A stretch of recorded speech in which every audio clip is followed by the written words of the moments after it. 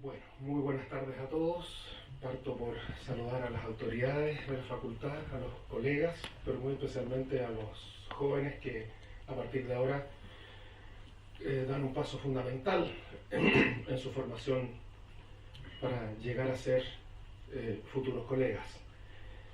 Agradecer también la invitación de la doctora Barrera, que me honra con esta invitación y me compromete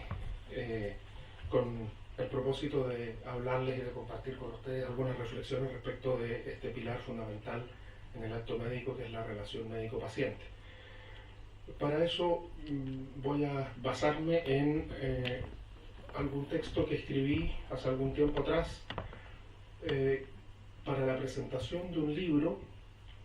que unos posbecados de nuestra facultad, posbecados de psiquiatría, escribieron en homenaje al doctor Oyarzún, al profesor Fernando Oyarzún, que hasta hace muy poco estuvo circulando por las aulas universitarias con sus ya 93 años, siendo profesor emérito de la Universidad Austral y maestro de la psiquiatría chilena. Y me baso en él y en sus enseñanzas porque más o menos aproximadamente en la misma fecha de fundación, es decir, hace 50 años atrás, fue llamado por el entonces decano, el doctor Italo Caorsi, para integrarse a lo que entiendo se llamaban los padres fundadores, ¿no? Encomendándole una misión de gran responsabilidad, y que no es otra que intentar imprimir un sello antropológico a la formación médica, lo cual quedó plasmado en muchos libros, escritos, textos, conferencias, pero sobre todo en su docencia clínica directa, y no solo con los residentes de psiquiatría, sino que fundamentalmente con los alumnos de pregrado de medicina.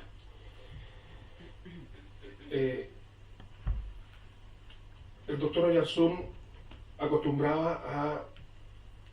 lanzar esta provocativa frase: el problema de la razón es que cree tener siempre toda la razón, con la cual nos advierte de las limitaciones que tiene el método científico natural, que en su afán por encontrar las explicaciones causales subyacentes a diversos hechos de la realidad, reduce la complejidad de lo humano a puros mecanismos del tipo causa-efecto. El profesor Oyarzún contrapone entonces a este principio de la razón el principio de la conciencia, en virtud del cual, y gracias a la capacidad sintética de este principio, podemos captar la totalidad de la realidad, superando entonces los reduccionismos, las polaridades y las parcialidades. Aparece ahí entonces el profesor Oyarzún, partidario de la dialéctica y de la Gestalt, del conocimiento del otro en el encuentro interpersonal a través del diálogo, que sintetiza y armoniza las dualidades en un todo significativo. El profesor Oyarzún, a lo largo de sus años, va delineando así lo que será su concepción antropológica del acto médico. ¿Cuál es? La observación de los hechos clínicos debe considerar siempre la dimensión significativa del hombre enfermo, que se manifiesta a través de múltiples formas expresivas, única forma de comprender cómo se ha constituido el mundo concreto y personal en el que tiene lugar la aparición de la enfermedad. Nuestro maestro nada entonces en contra de la corriente imperante en la actualidad, cual es la de la biomedicina, y nos invita a dejar entonces el paradigma científico natural, que suele ser excluyente y reduccionista, por uno más abarcador, integral e inclusivo. Uno de los aportes más significativos de esta obra antropológica del profesor Oyarzún es su idea de la persona como una estructura significativa y ética. Para nuestro profesor, la persona se constituye en estrecha relación con el mundo de la vida. Lo personal da cuenta entonces de esta peculiar manera en que cada uno de nosotros, y eso vale entonces fundamentalmente para nuestros pacientes, vive y establece dicha relación, de modo que entre la persona y el mundo se configura una unidad total, inseparable, que supera las dualidades, las parcialidades y las polaridades. En ese mundo personal está radicalmente implícito el otro, que resulta ser entonces la fuente estructuradora del yo, en una insoslayable relación interpersonal. En ese marco, en el que se encuentran siempre relacionados el uno y el otro, la dimensión simbólica, expresiva y significativa resulta fundamental. La presencia del otro es también la fuente fundante de la ética del acto médico, en la medida que la persona del médico se constituye para servir al otro, para servir al prójimo. Pero así como el otro, en este caso nuestros pacientes, nos ayudan a personalizarnos, el médico también puede ejercer un rol semejante y recíproco al constituirse en una fuente personalizadora para el paciente, siempre y cuando le permita completar, nutrir y enriquecer su propia incompletitud en la relación médico-paciente. Y este es entonces el meollo de la antropología del profesor Oyarzún, la idea de la persona ética que preside la búsqueda de una personalización de las relaciones humanas concretas y encarnadas en cada situación vital. Así, el médico deberá saber tomar en cuenta esta dimensión expresivo-significativa concreta de la situación personal de su paciente, pues de lo contrario caerá en el reduccionismo físico-biológico y ejercerá un acto puramente técnico y deshumanizado que contribuirá a su propia despersonalización y a la despersonalización del paciente. De ahí la importancia que el profesor Oyarzún le otorga al encuentro interpersonal como instancia donde se concreta lo humano personal, donde se verifica entonces el ser para el otro, donde el personaje del médico, se vuelve persona y donde se constituye un nosotros, la relación médico-paciente. Cuando este proceso se malogra y predominan entonces las actitudes centradas en las expectativas del propio médico, utilitarias o manipuladoras, motivadas por el individualismo, en fin, y por distintos otros motivos, entonces el acto médico se vuelve estandarizado y estereotipado y se llena de palabras técnicas que solo despersonalizan al paciente y deshumanizan la relación. Y por eso entonces el profesor Oyarzún predicó siempre y enseñó lo que los autores de este libro recogieron, ¿no es cierto?, en muchas entrevistas, una enseñanza centrada en los aspectos expresivos del paciente, desarrollada en el ámbito de sus propias significaciones personales y en el marco de las situaciones vitales concretas experimentadas por cada enfermo. Como puede verse, la adquisición de todos estos conceptos, pero sobre todo de una actitud médico-antropológica, requiere de un proceso educativo particular. Y por eso estamos aquí hoy día. Que transite desde la pura y abundante entrega de información técnica hacia lo formativo, es decir, al modelamiento de la personalidad del futuro médico, para que éste aprenda a captar en la realidad clínica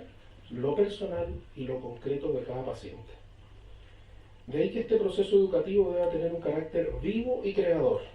centrado en el especial encuentro entre docentes y alumnos,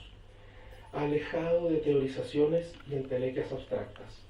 donde el profesor comparta no solo información, sino que también y por sobre todo experiencias y vivencias concretas en la relación que ha tenido con sus pacientes. Solo así los estudiantes aprenderán de una manera activa y vívida. Queda entonces a la vista el profundo sentido ético de la formación universitaria y también de la docencia, la que debe ejercerse desde, con y para los alumnos.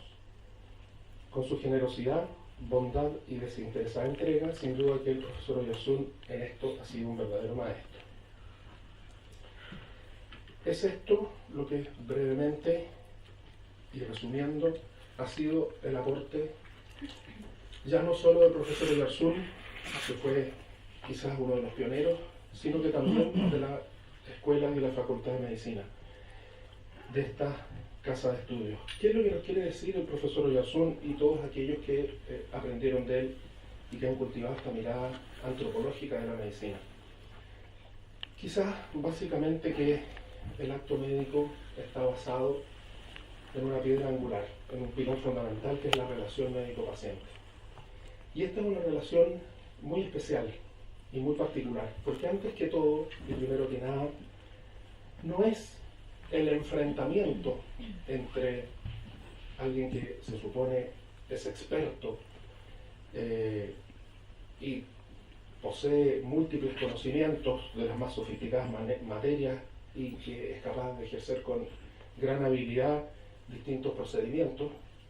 y un paciente, un enfermo ignorante en materias médicas, sino que antes que nada es un encuentro interhumano,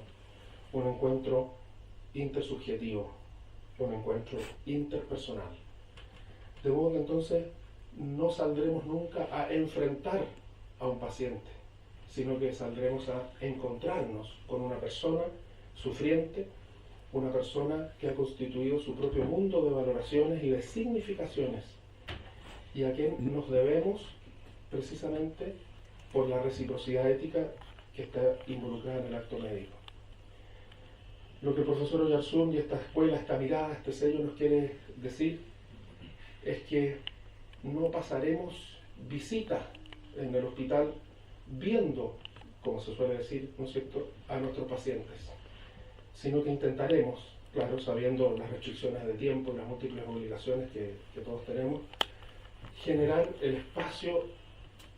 y las condiciones para que se establezca un diálogo en que, más que ver, escuchemos a nuestros pacientes. Y si logramos eso, lo lograremos fundamentalmente a través del lenguaje. Ese es el vehículo primario y fundamental. Después vendrán las técnicas de exploración, las técnicas para recoger datos, para recoger información, que permitan articular, ¿no es cierto?, un diagnóstico, un pronóstico y un tratamiento. Pero antes que nada tenemos que conocer a la persona y a su mundo de valoraciones y de significaciones. Lo que 3 semanas de hospitalización pueden significar para un médico